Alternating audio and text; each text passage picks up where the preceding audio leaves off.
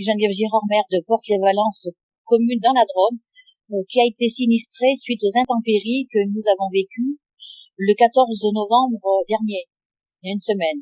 Donc, à la base, 20 cm de neige, ce n'est pas grand-chose, mais une neige lourde, collante, sur des arbres qui n'avaient pas encore perdu leurs feuilles, sur des arbres qui étaient fragilisés par la sécheresse que nous avons vécue cet été, et qui du coup sont tombés, beaucoup de branches, des arbres entiers, et qui ont entraîné dans leur chute beaucoup de lignes électriques.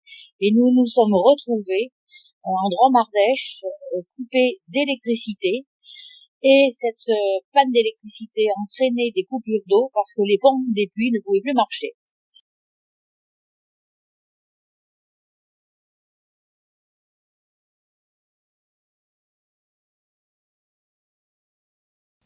Manquer d'eau potable. Vous l'avez entendu, avec une petite chute de neige, on peut se retrouver sans eau potable au robinet. Pourtant, en France, on continue de croire que nous avons tout anticipé, qu'il n'y a pas à anticiper de nouvelles menaces. Pour autant, au regard de la loi 2004-811 de modernisation de la sécurité civile, il y a lieu d'anticiper de nouvelles menaces, et notamment les cyberattaques. Une centrale nucléaire ukrainienne en 2016, Tchernobyl en 2017, cyberattaquée. Des hackers chinois se sont attaqués au réseau électrique indien en mars 2021.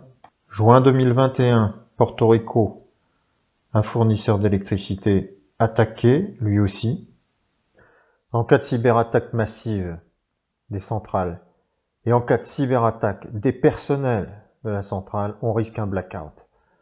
Et comme ça a été expliqué avec la vidéo de Geneviève Girard, pas d'électricité, pas d'eau potable. Blackout égale pas d'électricité, donc pas d'eau potable et des paniques. Qui dit panique dit grave trouble à l'ordre public. C'est pourquoi Geneviève Girard avait alerté le président Macron. Il est donc temps de considérer ce qui peut potabiliser sans énergie beaucoup d'eau à l'heure pour que les populations puissent se sentir sécurisées.